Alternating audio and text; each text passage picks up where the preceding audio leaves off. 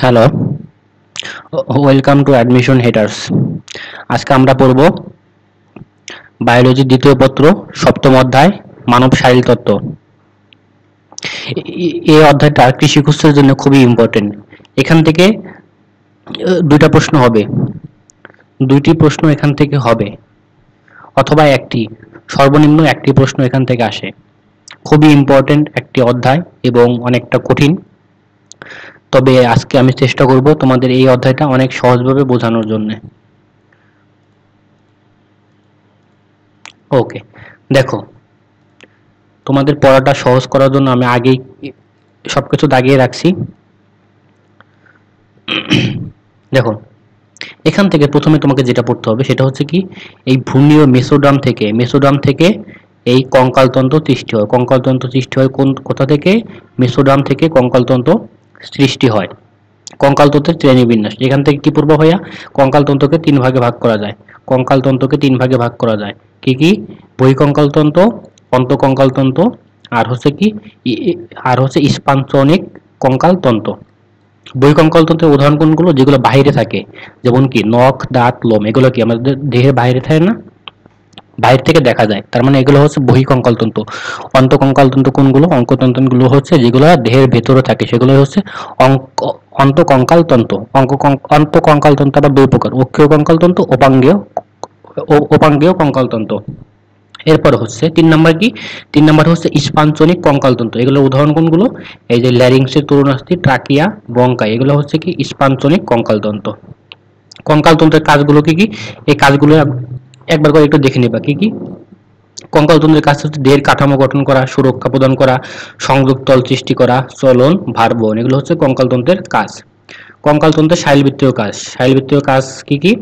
রক্তকণিকা উৎপাদন, নিঃশ্বাস প্রশ্বাস, রোগ প্রতিরোধ, খনিজ লবণ, চাপ, হরমোনাল নিয়ন্ত্রণ, রাসায়নিক শক্তি। দেখো, এখান থেকে যেটা হচ্ছে কি, রক্তকণিকা থেকে যেটা যে লাইনগুলো ইম্পর্টেন্ট সেগুলো হচ্ছে, দেখো, এই রক্ত উৎপাদনকারী প্রধান টিস্যু হচ্ছে লাল অস্থিমজ্জা। আমাদের যে রক্ত উৎপন্ন হয়, এই রক্ত উৎপন্ন হয় হচ্ছে লাল অস্থিমজ্জা থেকে, লাল অস্থিমজ্জা থেকে। এবং এই অস্থিমজ্জা থেকে প্রতি সেকেন্ডে গড়ে 26 লক্ষ লোহিত রক্তকণিকা সৃষ্টি হয়। এটুকু বললেই হবে। এবং হরমোনাল ক্রিয়া, অস্থির কোষ থেকে অস্টিওক্যালসিন হরমোন খরিত হয়। মনে রাখবা, অস্থি থেকে অস্টিওক্যালসিন হরমোন খরিত হয়। যা কি করে? রক্তে চিনির ও চর্বির পরিমাণ নিয়ন্ত্রণ করে। রাসায়নিক শক্তি থেকে কি পড়বা? দেখো, পিত্ত অস্থিমজ্জায় প্রচুর পরিমাণে কি থাকে? অ্যাডিপোস কোষ থাকে। অ্যাডিপোস কোষ, পরীক্ষায় প্রশ্ন এরকম আসতে পারে যে অ্যাডিপোস কোষ কোথায় থাকে, তখন কি হবে? পিত্ত অস্থিমজ্জায়। কঙ্কালতন্ত্রের উপাদান। কঙ্কালতন্ত্র 5টি উপাদান নিয়ে গঠিত। একটা কি? অস্থি, কোমলাস্থি বা তরুণাস্থি, লিগামেন্ট, টেন্ডন, অস্থিসন্ধি। এই 5টার নাম মনে রাখবা, তাহলেই হবে। ওকে, মানব শিশুর জন্মের সময় দেহে প্রায় কতটি অস্থি থাকে? 300টি। একটি শিশুর দেহে 300টি অস্থি থাকে। তবে পরিণত মানব কঙ্কালতন্ত্র মোট 206টি অস্থি নিয়ে গঠিত। এই দুইটা লাইন মনে রাখবা। কঙ্কালতন্ত্রকে প্রধানত দুই ভাগে ভাগ করা যায়। একটা হচ্ছে কি অক্ষীয় কঙ্কালতন্ত্র, আর একটা কি উপাঙ্গীয় কঙ্কালতন্ত্র। অক্ষীয় কঙ্কালতন্ত্র, উপাঙ্গীয় কঙ্কালতন্ত্র। এই ছকটা, এই যে মানব কঙ্কালতন্ত্রের এই ছকটা ভেরি ভেরি ভেরি ইম্পর্টেন্ট। এখান থেকেই তোমাদের প্রশ্ন আসবে, এখান থেকেই। হ্যাঁ, এটা হচ্ছে বেসিক জিনিস। এই এতক্ষণ আমরা যা পড়লাম বা পরবর্তীতে এই জিনিস দিয়ে পরবর্তীতে যা পড়বো সেগুলো হচ্ছে এই আমরা একটা ছকের মাধ্যমে এই সবগুলো জিনিস পড়ার চেষ্টা করবো, এবং এই ছক থেকেই তোমার পরীক্ষায় প্রশ্ন আসবে। দেখো, মানব কঙ্কালতন্ত্রকে দুই ভাগে ভাগ করা যায়। একটা হচ্ছে অক্ষীয় কঙ্কালতন্ত্র, আর একটা হচ্ছে উপাঙ্গীয় কঙ্কালতন্ত্র। অক্ষীয় কঙ্কালতন্ত্র কয়টি অস্থি নিয়ে গঠিত? 80টি অস্থি নিয়ে গঠিত। উপাঙ্গীয় কঙ্কালতন্ত্র কতটি অস্থি নিয়ে গঠিত? 126টি অস্থি নিয়ে গঠিত। দুইটা জিনিস মাথায় রাখবা। তারপরে দেখো, অক্ষীয় কঙ্কালতন্ত্র আবার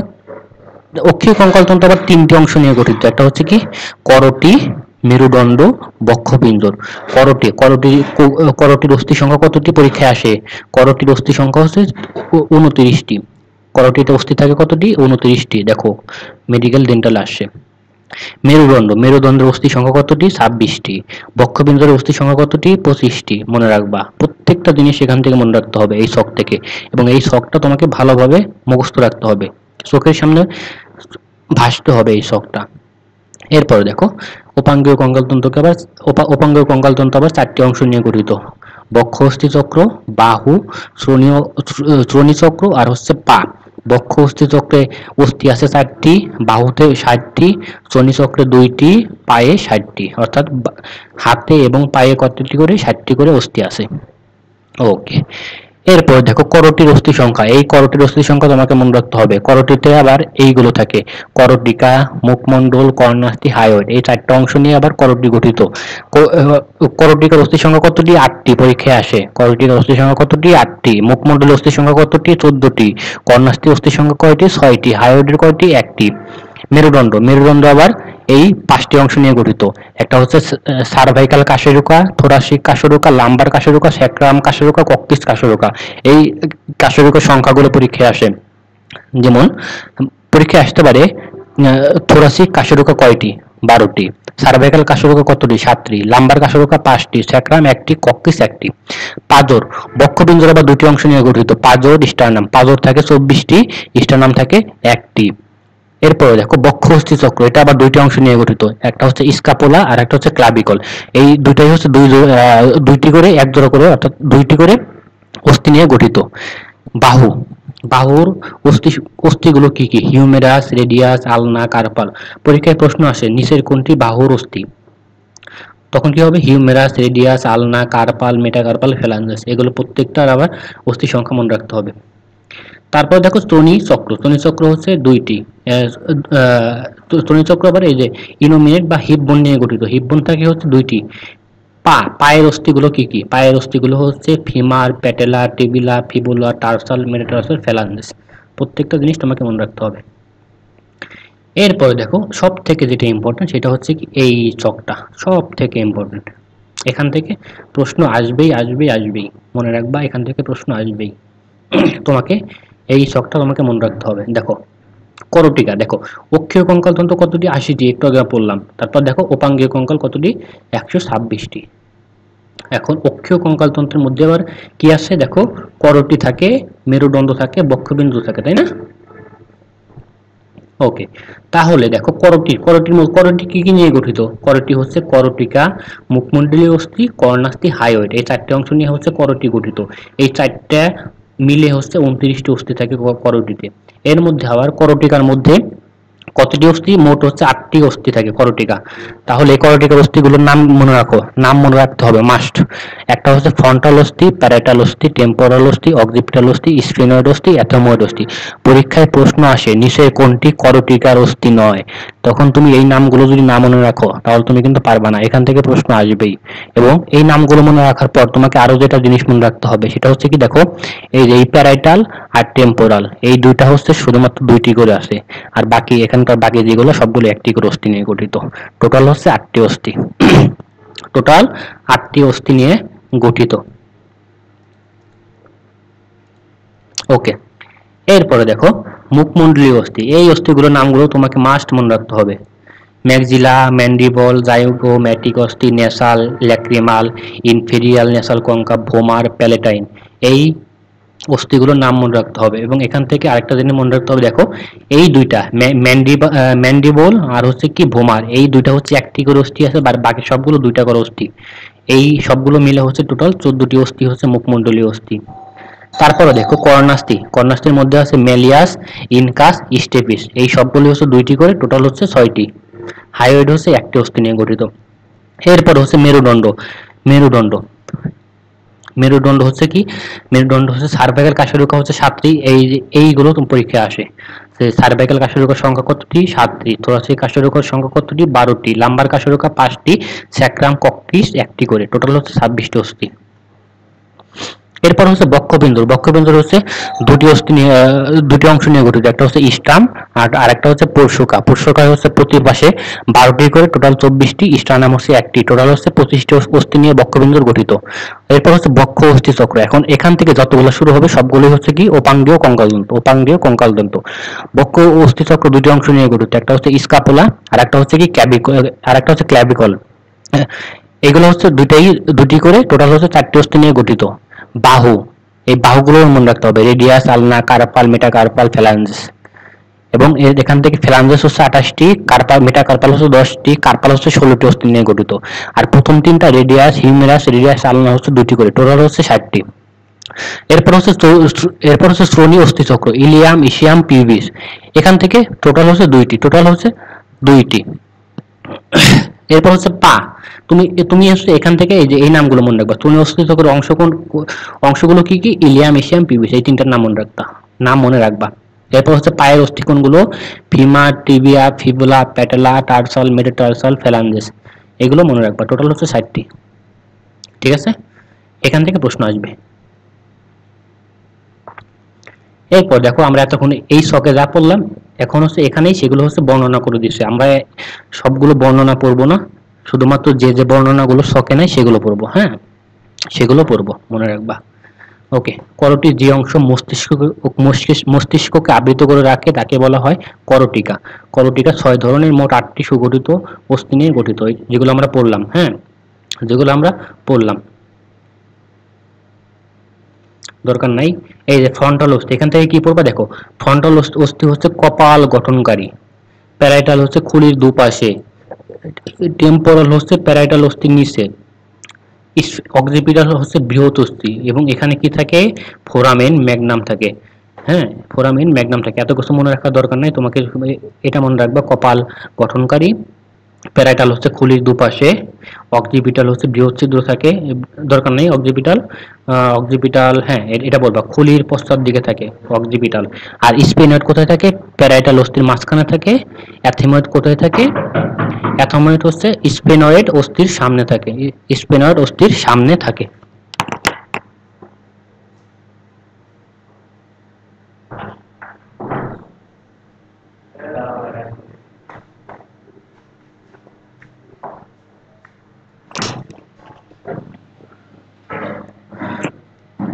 ওকে, এরপর দেখো এখান থেকে যেটা পড়বা সেটা হচ্ছে মুখমণ্ডলীয় অস্থি। এটা হচ্ছে ছকে আমরা একটু আগে পড়ছি, এখান থেকে এটা দরকার নেই। এখান থেকে যেটা পড়বা সেটা হচ্ছে ম্যাগজিলা।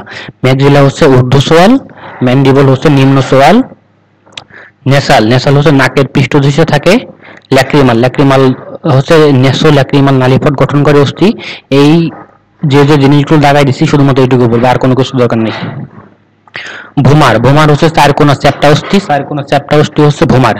প্যালেটাইন অস্থি কোনগুলো, প্যালেটাইন অস্থি এটা হচ্ছে পার্শ্বপ্রাচীর নির্মাণকারী অস্থির হচ্ছে প্যালেটাইন অস্থি। এখান থেকে আর কোনো কিছু দরকার নেই। এরপর হচ্ছে মেরুদণ্ড।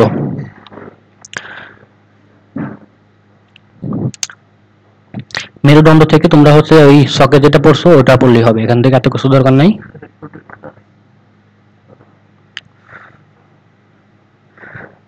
ওকে, এই কাশিরুকার সংখ্যা আমরা শকে পড়ছি, এখানেও দরকার নাই।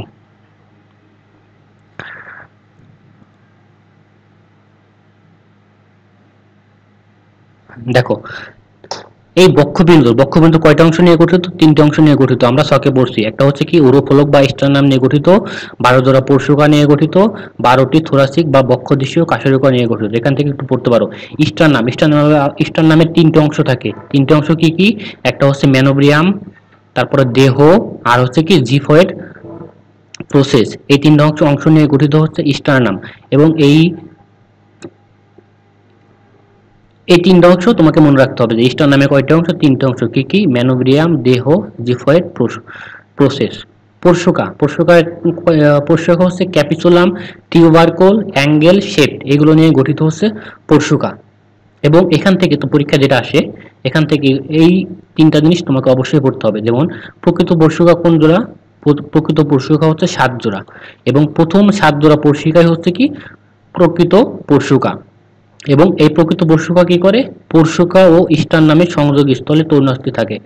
এই পরশুকা ও স্টার নামে সংযোগ স্থলে কি থাকে, তরুণাস্থি থাকে। তোমাকে যেটা এখান থেকে মাথায় রাখতে হবে সেটা হচ্ছে কি, প্রথম 7 জোড়া পরশুকা হচ্ছে প্রকৃত পরশুকা এবং 3 জোড়া পরশুকা হচ্ছে অপ্রকৃত পরশুকা। এই 3 জোড়া পরশুকা কোনগুলো, এই যে অষ্টম, নবম, দশম পরশুকা হচ্ছে অপ্রকৃত পরশুকা, ভাসমান পরশুকা হচ্ছে 2 জোড়া, সেই 2 জোড়া হচ্ছে একাদশ, দ্বাদশ পরশুকা হচ্ছে ভাসমান পরশুকা।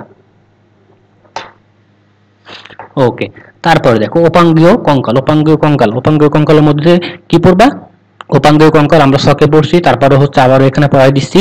মানুষের উপাঙ্গীয় কঙ্কাল হচ্ছে, একটা হচ্ছে বক্ষ অস্থি চক্র থাকে, বক্ষ অস্থি চক্র আবার 2 জোড়া অস্থি নিয়ে গঠিত, সেটা হচ্ছে এক জোড়া ক্লাভিকল, এক জোড়া স্ক্যাপুলা, যেটা আমরা শখে পড়ছি।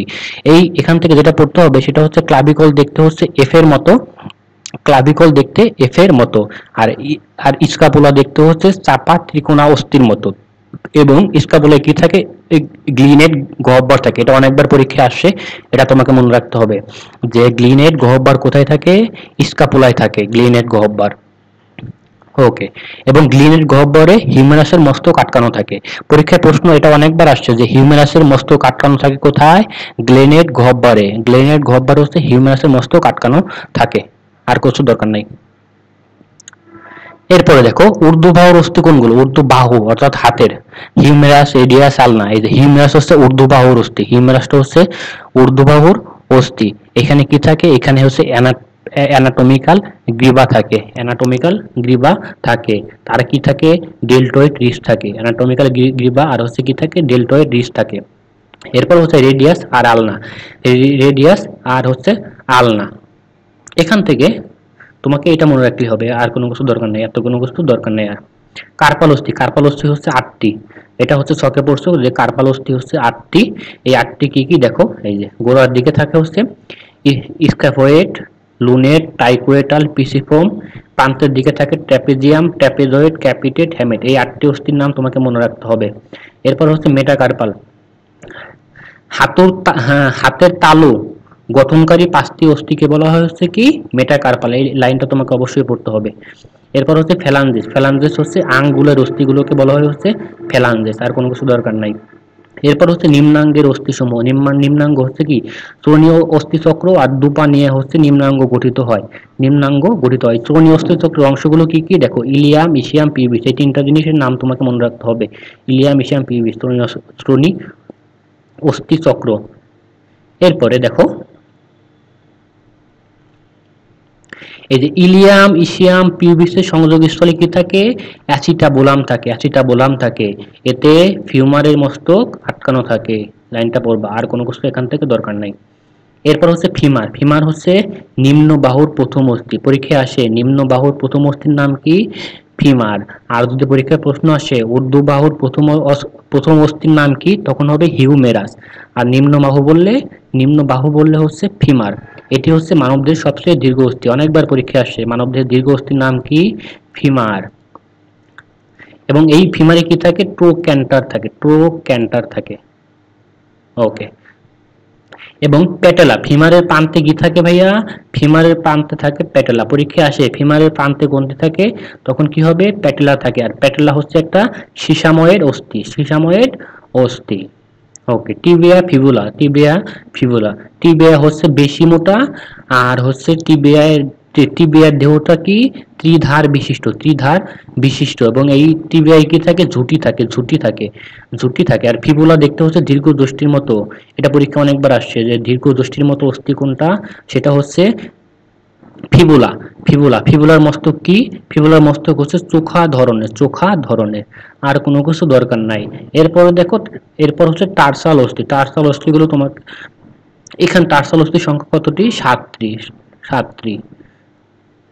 যেমন কি টেলাস, ক্যালকেনিয়াস, কিউবয়েড, নেভিকুলার ও 3টি কুনিফর্ম হচ্ছে টার্সাল অস্থি। এরপর হচ্ছে মেটাটার্সাল অস্থি, 5টি হচ্ছে মেটাটার্সাল অস্থি। ফ্যালাঞ্জেস হচ্ছে 14টি, প্রতি পায়ে 14টি করে, মোট হচ্ছে 28টি, 2 পায়ে হচ্ছে 28টি হচ্ছে ফ্যালাঞ্জেস থাকে। এরপরে দেখো অস্থি ও তরুণাস্থি, এখান থেকে কি পড়বা ভাইয়া, অস্থি ও তরুণাস্থির যে বৈশিষ্ট্য, এই বৈশিষ্ট্য তোমাকে পড়তে হবে। প্রথমেই যে বৈশিষ্ট্য বলবা অস্থি থেকে, সেটা হচ্ছে কি দেখো,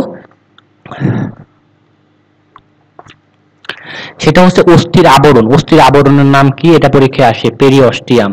অস্থির আবরণের নাম কি, পেরিঅস্টিয়াম, এটা পরীক্ষায় আসে। এবং অস্থির মাতৃকা হচ্ছে অনমনীয়, অস্থিতিস্থাপক এবং কঠিন প্রকৃতির। এবং অস্থির মাতৃকায় কি থাকে, জৈব পদার্থ থাকে 40%, অজৈব পদার্থ থাকে 60%।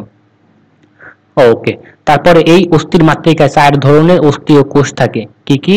অস্টিওপ্রোজেনিটর কোষ, অস্টিওব্লাস্ট, অস্টিওক্লাস্ট, অস্টিওসাইট। এই 4টার নাম তোমাকে মনে রাখতে হবে যে অস্থির মাতৃকায় 4 ধরনের অস্থি কোষ থাকে। ওকে, এরপর দেখো অস্থির প্রকারভেদ। অস্থি হচ্ছে 2 প্রকার, একটা হচ্ছে নিরেট অস্থি আর একটা হচ্ছে স্পঞ্জি অস্থি। নিরেট অস্থি কি? নিরেট অস্থি হচ্ছে দৃঢ় প্রকৃতির, ভঙ্গুর। দৃঢ় এবং ভঙ্গুর হচ্ছে নিরেট অস্থি। এবং মানবদেহের কঙ্কাল তন্ত্রের মোট ওজনের 80% হচ্ছে কি, 80% হচ্ছে নিরেট অস্থি। এবং এবং নিরেট অস্থি কতগুলো স্তরে থাকে? নিরেট অস্থির ম্যাট্রিক্স 5 থেকে 15টি স্তরে সাজানো থাকে। নিরেট অস্থির ম্যাট্রিক্স 5 থেকে 15টি স্তরে সাজানো থাকে। এবং স্তরগুলোকে কি বলা হয়? ল্যামেলি বলে। মনে রাখবা, নিরেট অস্থির স্তরগুলোকে বলা হয় ল্যামেলি। এবং এইখানে নিরেট অস্থিতে কি থাকে? হাবারসিয়ান নালী থাকে। হাবারসিয়ান নালী কোথায় থাকে? নিরেট অস্থিতে থাকে হাবারসিয়ান বা হ্যাবারসিয়ান নালী। ওকে, এবং অস্থিকোষ কোথায়, কোনটির ভেতরে অবস্থান করে? ল্যাকুনার ভেতরে অবস্থান করে হচ্ছে অস্থিকোষ। ল্যাকুনার ভেতরে অবস্থান করে অস্থিকোষ। এবং ভকম্যানস ক্যানাল, ভকম্যানস ক্যানাল কোথায় থাকে? ভকম্যানস ক্যানাল থাকে অস্থিতে। এবং অস্থির কেন্দ্রস্থলে যে গহ্বর থাকে তার নাম কি? মজ্জা গহ্বর। তার নাম হচ্ছে মজ্জা গহ্বর। এবং মজ্জা গহ্বরটি লাল বা হলুদ মজ্জায় পূর্ণ থাকে। লাল বা হলুদ মজ্জায় পূর্ণ থাকে।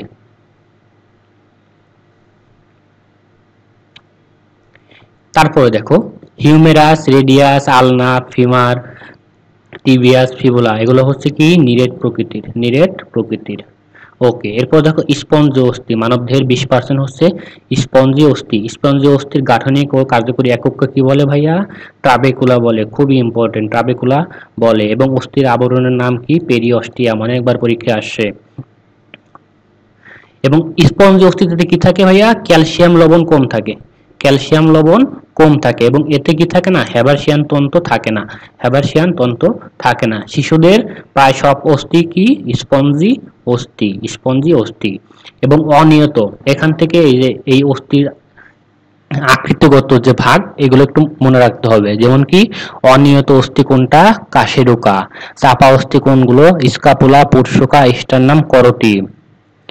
এরপর হচ্ছে লম্বা অস্থি, হিউমেরাস, ফিমার, এগুলো হচ্ছে লম্বা অস্থি। এগুলো পড়লেই হবে, অস্থির কাজ দরকার নাই, অস্থির কাজ দরকার নাই। এরপর হচ্ছে তরুণাস্থি। তরুণাস্থিকে বলা হয় হচ্ছে কোমলাস্থি। কোমলাস্থি। ওকে, এবং এখান থেকে দেখো অস্থিকোষ থেকে কি হয়? অস্টিওক্যালসিন হরমোন খরিত হয়। এটা আমরা ইতোমধ্যে এটা আমরা পড়েছি। অস্থিকোষ থেকে অস্টিওক্যালসিন খরিত হয়। তারপরে দেখো তরুণাস্থির গঠন। এখানে কি থাকে দেখো, এখানে হচ্ছে কন্ড্রোসাইট। কন্ড্রোসাইট অস্থির তরুণ অবস্থায় অস্থি কোষগুলো কন্ড্রোব্লাস্ট ধারণ করে এবং পরিণত অবস্থায় কন্ড্রোসাইট নামে পরিচিত। এখানে কি থাকে? কন্ডিন থাকে। এবং ম্যাট্রিক্সে এই তরুণাস্থির ম্যাট্রিক্সে কি থাকে? ল্যাকুনা থাকে। ল্যাকুনা থাকে। এবং এই প্রতিটি তরুণাস্থি কি থাকে? এই যে তরুণাস্থির আবরণ, এটা পরীক্ষা অনেকবার আসছে। তরুণাস্থির আবরণের নাম কি? পেরিকন্ড্রিয়াম। তরুণাস্থির আবরণের নাম কি? পেরিকন্ড্রিয়াম। ওকে, তারপর হচ্ছে তরুণাস্থির প্রকারভেদ। এখান থেকে মূলত এইখান থেকে হচ্ছে পরীক্ষার প্রশ্ন আসে। হ্যাঁ, বেশিরভাগ প্রশ্ন শতকরা শতকরা হচ্ছে 98% প্রশ্ন এই তরুণাস্থির প্রকারভেদ থেকে আসে। কি কি দেখো পরীক্ষার প্রশ্ন আসে এরকম, নিচের কোনটি স্বচ্ছ বা হায়ালিন তরুণাস্থি? স্বচ্ছ বা হায়ালিন তরুণাস্থি, এখান থেকে শুধুমাত্র উদাহরণগুলো পড়তে হবে। যেমন দেখো স্বচ্ছ বা হায়ালিন তরুণাস্থি কোনগুলো? সেগুলো হচ্ছে এই যে পূর্ণাঙ্গ মেরুদণ্ডের পানির অস্থি সন্ধিস্থল, পুরসুকার প্রান্তভাগ, নাসিকা, শ্বাসনালী, কর্ণকুহুর, এগুলো হচ্ছে এই স্বচ্ছ বা হায়ালিন তরুণাস্থির উদাহরণ। তারপরে স্থিতিস্থাপক তরুণাস্থির উদাহরণ কোনগুলো? এই যে বহিকর্ণ বা পিনা, এই যে এগুলোর বৈশিষ্ট্য পড়া দরকার নেই, শুধুমাত্র উদাহরণ পড়বা। বহিকর্ণ বা পিনা, ইউস্টেশন নালী, এপিগ্লোটিস, এইগুলো হচ্ছে কি স্ত্রীস্তাবক বা পিত্তন্ত্রময় তরুণাস্থি। তারপর হচ্ছে শ্বেততন্তুময় তরুণাস্থি কোনগুলো? এই যে দুটি কাশরিকার মধ্যবর্তী অঞ্চল হচ্ছে শ্বেততন্তুময় তরুণাস্থি। অস্থির সাথে টেন্ডন বা লিগামেন্টের সংযোগস্থল, এটাও হচ্ছে কি শ্বেততন্তুময় তরুণাস্থি। এরপর হচ্ছে তন্ময় বা ক্যালসিফাইড তরুণাস্থি কোনগুলো? হিউমেরাস ও ফিমারের মস্তক হচ্ছে স্তূলময় বা ক্যালসিফাইড তরুণাস্থি। এবং অস্থি ও তরুণাস্থির পার্থক্যটা পড়বা, পার্থক্যটা বললে তোমাদের অস্থি তরুণাস্থি নিয়ে একটু ডিটেলসে তোমরা হচ্ছে জানতে পারবা। তারপর দেখো অ্যাটলাস। অ্যাটলাস বা প্রথম সার্ভাইকাল কাশরোগা পরীক্ষায় আসে। প্রথম সার্ভাইকাল কাশরোগার নাম কি? প্রথম সার্ভাইকাল কাশরোগার নাম হচ্ছে অ্যাটলাস। অ্যাটলাস, এই অ্যাটলাস দেখতে হচ্ছে আংটির মতো, আংটির মতো। এখান থেকে এটুকু পড়লেই হবে। এরপর হচ্ছে কি দ্বিতীয় সার্ভাইকাল কাশরুকা, এটার নাম কি? অ্যাক্সিস। এটার নাম হচ্ছে অ্যাক্সিস। এবং এখানে কি থাকে ভাইয়া? এখানে ওডোয়েন্টেড প্রসেস থাকে, এটুকু বলবো শুধু। এখানে হচ্ছে ওডোয়েন্টেড প্রসেস থাকে। তারপরে সপ্তম সার্ভাইকাল কাশরুকার নাম কি? ভার্টিবা প্রমিনেন্স। ভার্টিবা প্রমিনেন্স। ওকে।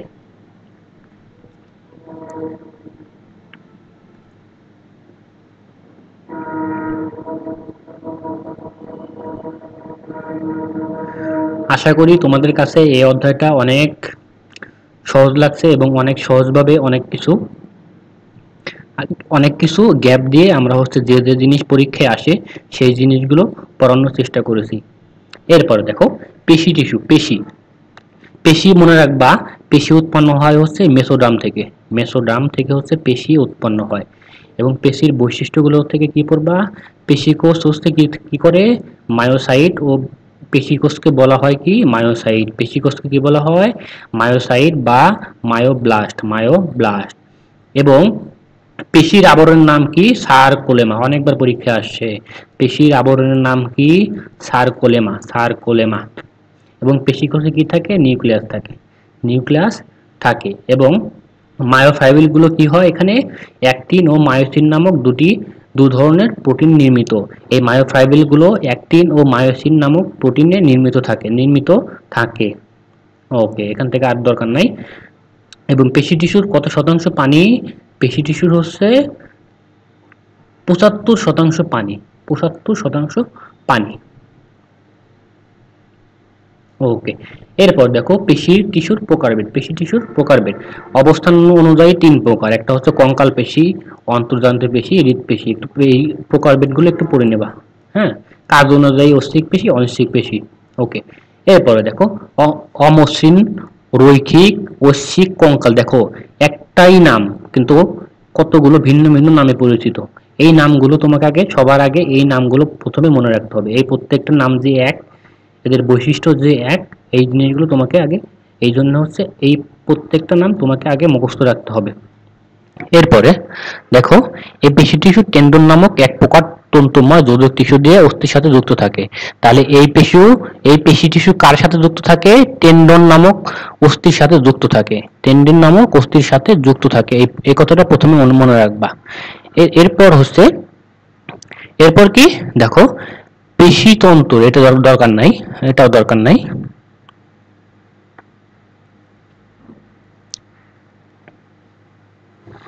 দরকার নেই, এটা একবার রিডিং করো তাহলেই হবে, এত দরকার নাই।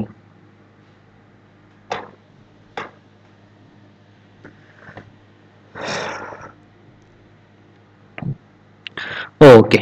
এরপর দেখো এই যে ধর্মটা তোমাকে পড়তে হবে, এই ধর্মটা তোমাকে পড়তে হবে, এই ধর্মটা পড়বা। আমি আর না পড়লাম, তোমরা হচ্ছে পড়ে নিও। এরপরে দেখো কঙ্কাল পেশির কাজ। মানব দেহে 5,656টি কঙ্কাল বা ঐচ্ছিক পেশি থাকে। মানব দেহে কতটি কঙ্কাল পেশি থাকে? 5,656টি। এই কঙ্কাল পেশি কি করে? ব্যক্তির ইচ্ছা অনুযায়ী নিয়ন্ত্রিত হয়ে অঙ্গ প্রত্যঙ্গ সঞ্চালন করে ও চলনে সহায়তা করে। আর কি করে?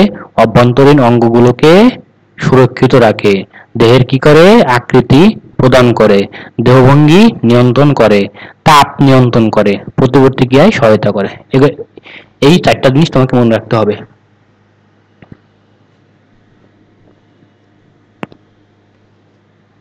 এরপর দেখো কঙ্কাল পেশি প্রকারভেদ।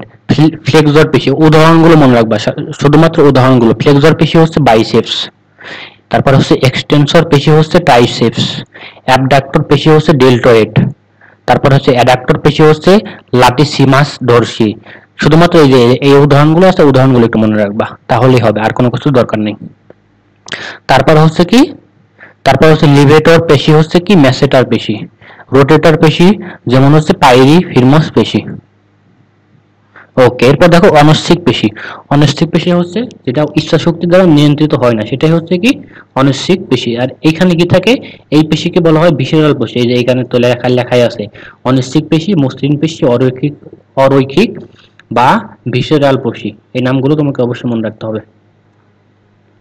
মানুষের অভ্যন্তরীণ অঙ্গ যেমন কি এই যে পৌষ্টিক নালী, রক্তনালী, শ্বাসনালী, মূত্রথলি, জরায়ু, এগুলো হচ্ছে কি ভাইয়া এই উদাহরণগুলো তোমাকে পড়তে হবে, যেগুলো হচ্ছে অনৈচ্ছিক, যেগুলো তোমার ইচ্ছা অনুযায়ী পরিচালিত হয় না।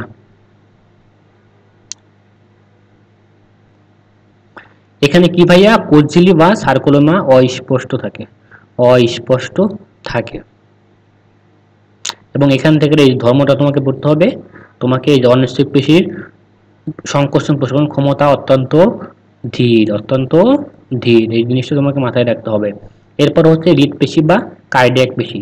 হৃৎপিণ্ডের প্রাচীর গঠনকারী বিশেষ ধরনের রৈখিক অনৈচ্ছিক পেশিকে কি বলে, হৃদপেশি বলে, এটা তোমাকে মনে রাখতে হবে।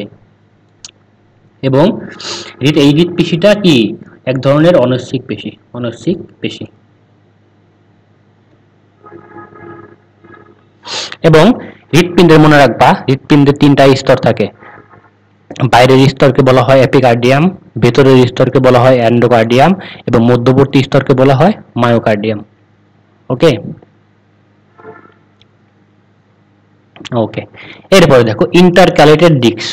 পরীক্ষায় অনেকবার প্রশ্ন আসছে এটা, যে ইন্টারক্যালেটেড ডিস্ক কোথায় থাকে, তখন কি হবে ভাইয়া হৃদপেশি। ইন্টারক্যালেটেড ডিস্ক থাকে হচ্ছে হৃদপেশিতে, এবং এখানে কি থাকে প্রায় 5000 মাইটোকন্ড্রিয়ার উপস্থিতি লক্ষ্য করা যায়।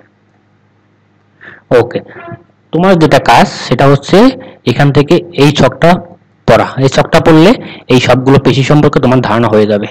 এত বিস্তারিত পড়া লাগবে না, যেগুলো জায়গায় দিচ্ছে সেগুলো পড়বা, আর হচ্ছে এই ছকটা পড়বা, তাহলেই হবে।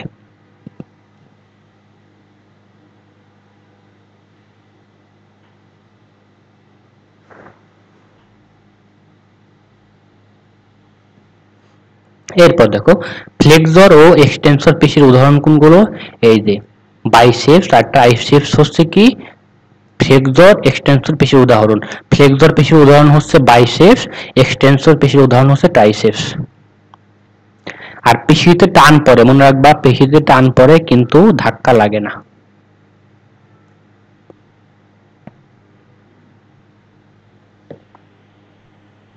এবং পেশিতে দেখো, পেশিতে কোন ধরনের প্রোটিন থাকে, পরীক্ষায় প্রশ্ন এটা পরীক্ষায় আসছিল ডেন্টালে, যে পেশিতে কোন ধরনের প্রোটিন থাকে, দুই ধরনের প্রোটিন থাকে, একটা হচ্ছে অ্যাক্টিন প্রোটিন আর একটা হচ্ছে মায়োসিন প্রোটিন। এই দুই ধরনের প্রোটিন থাকে পেশিতে, এই দুই ধরনের প্রোটিন থাকে বলেই পেশি টানতে পারে।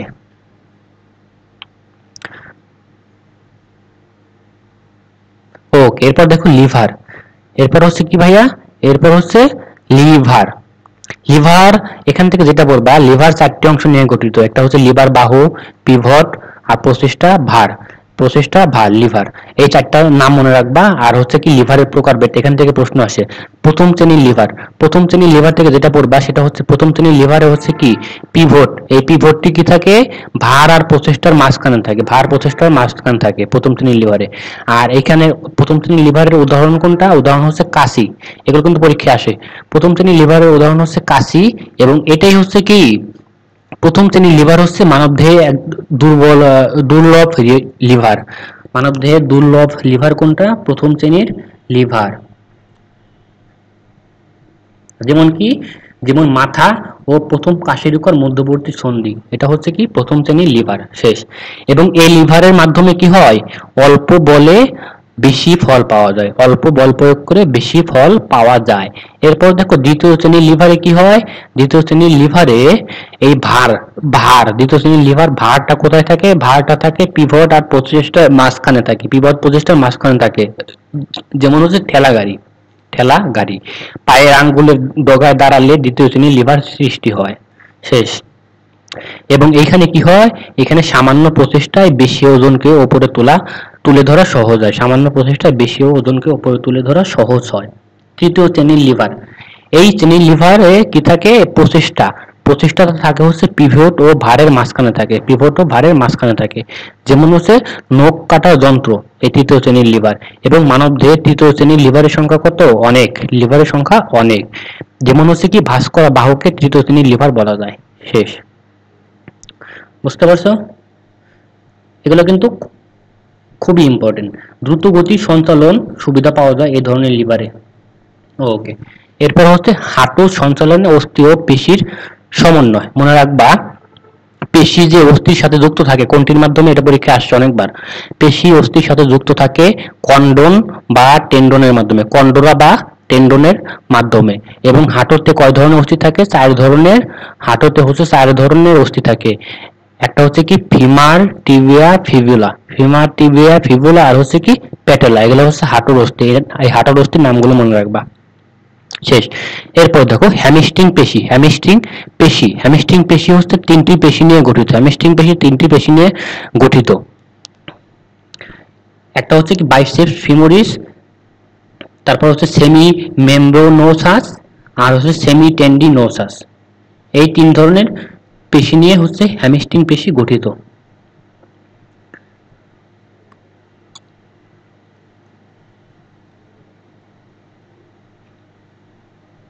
ওকে, এত কিছু পড়ার দরকার নেই, যা পড়ছো যথেষ্ট ইনাফ। এরপর হচ্ছে কোয়াড্রিসেপস পেশি, এগুলো থেকে খুব একটা প্রশ্ন আসে না, হঠাৎ মাঝে মাঝে এখান থেকে প্রশ্ন দিয়ে দেয়। হ্যাঁ, এই যে দাগানো লাইনগুলো একটু পড়ো, তাহলেই হবে।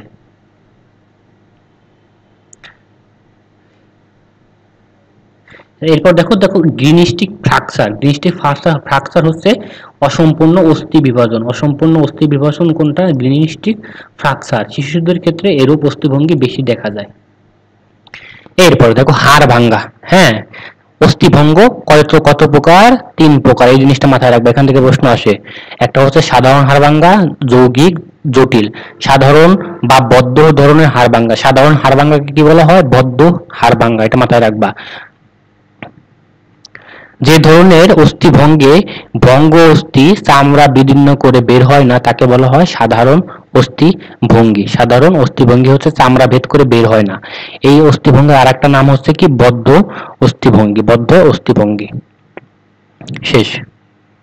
তারপরে দেখো যৌগিক বা উন্মুক্ত ধরনের হাড় ভাঙ্গা। পরীক্ষায় আসে উন্মুক্ত ধরনের হাড় ভাঙ্গা কোনটা, তখন দিয়ে দেয় যৌগিক, জটিল নাকি সাধারণ, এরকম। ওকে, তাহলে যৌগিক যেটা সেটাই হচ্ছে কি হবে, উন্মুক্ত। এই জিনিসটা মাথায় রাখবা।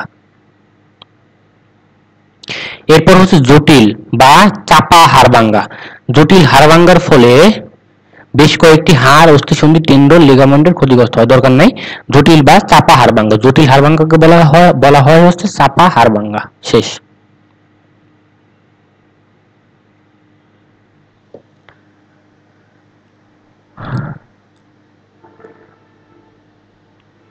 এরপর দেখো মস্কানোর ঘটনা সব থেকে বেশি ঘটে হচ্ছে কোথায়, গোড়ালিতে। এটা পরীক্ষায় মাঝে মাঝে দিয়ে দেয় যে মস্কায় সব থেকে বেশি কোথায়, পায়ের গোড়ালিতে।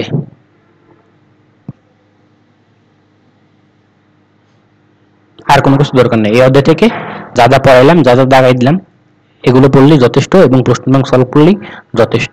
ঠিক আছে ভাইয়া, ভালো থাকো, ধন্যবাদ সবাইকে।